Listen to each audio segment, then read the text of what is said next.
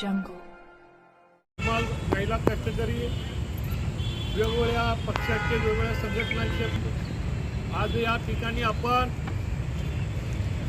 दिनांक 11 रोजी आरतमाल धक्का येथील हमालांच्या वादामध्ये काही गुंडांनी प्रवेश करून सुरुवातीला जतमध्ये बाळासाहेब बंडगर आणि मारुती बंडगर आणि लक्ष्मण खरात यांच्यावर हल्ला करण्याचा प्रयत्न केला।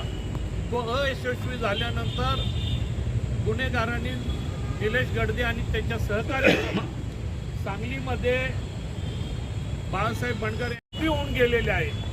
त्यांच्या काळामध्ये सांगली जिल्हा पूर्ण शांत झाला होता, गैरव्यवहार होत नव्हते, गुंडागर्दी थांबलेली होती। त्यांनी केलेल्या धाडसामुळे एन्काउंटरमुळे कुवेतच्या गुंड त्याला संपवलेलं होतं आणि त्यानंतर सांगली शांत झाली।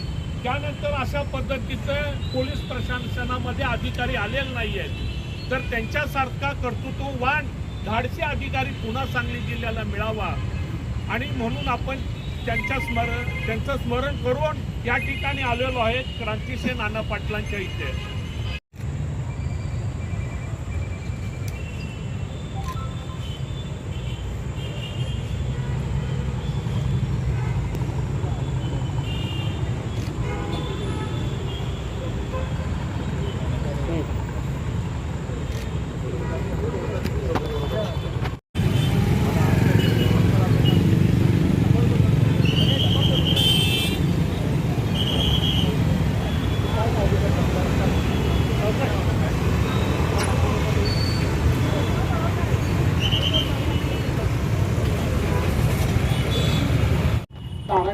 विकासराव भैया आम्ही आंदोलन करत असताना सर रात्री भयमुक्त नशामुक्तीचं निवेदन देताना मुख्यमंत्री येणार होते, त्यावेळेला आम्ही पोलिसांना म्हटलं आम्हाला रितसर वेळ द्या।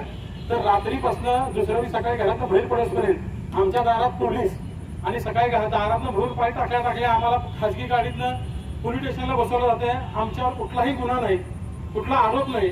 मग आमच्यासारख्या सामाजिक कार्यकर्त्यांना अटक करायला आणि स्थानबद्ध करताना तुम्हाला काय वाटत नाही? तर पोलिसांना ठरवलं तर देवळातल्या दारात चप्पल सुद्धा चोरलेलं गेलं तर ते सापडेल। मात्र एखादा गुन्हेगार राजरोज फायरिंग करतोय, रात्रीत येतोय, इथं एका माणसाला संपवतोय, ह्या गुन्हा पोलिसांच्या साक्षीनं आणि पोलिसांनीच केलेला आहे असं माझं ठाम म्हणणं आहे। कारण कुठं काय घडतंय कुठं काय नाही हे सगळं त्यांना माहित असतंय। हे एसपी आले, एसपीची बदली झाली, ह्या एसपीने जालना जिल्ह्यात काय केलं, सातारा जिल्ह्यात काय केलं, एका मंत्र्याच्या कॉलरला हात घालून त्यांची फोटो म्हणण्यापर्यंतची ताकद होती। मला वाटलं आमचा सांगली जिल्हा व्यसनाधीन झालाय, गुन्हेगारीने घासलेला आहे, ह्यांच्या काहीतरी कायदा सुव्यवस्था काहीतरी काठी चांगली चालेल।